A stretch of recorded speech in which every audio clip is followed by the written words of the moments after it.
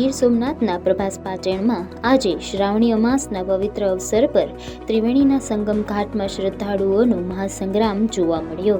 વહેલી સવારથી જ હજારો શ્રદ્ધાળુઓ ત્રિવેણી સંગમ ખાતે ઉમટી પડ્યા, જ્યાં હિરણ, કપિલા અને સરસ્વતી આ ત્રણેય પાવન નદીઓનો પવિત્ર સંગમ થાય છે। આ સંગમમાં સ્નાન કરવાનું પોતાનું એક અનેરું મહત્વ છે। આથી પ્રતિવર્ષ શ્રદ્ધાળુઓ અહીં આવી સંગમ સ્નાન કરી પીપળે પાણી અર્પણ કરી પિતૃતર્પણ વિધિ સાથે પુણ્યનું ભાથું બાંધે છે। શિવજીને અતિ પ્રિય એવા શ્રાવણ માસની આ અમાસ ખાસ મહત્વ ધરાવે છે। એવું માનવામાં આવે છે કે આ દિવસે ત્રિવેણી સંગમ ખાતે સ્નાન અને પિતૃતર્પણ કરવાથી પિતૃઓની આત્માને શાંતિ મળે છે।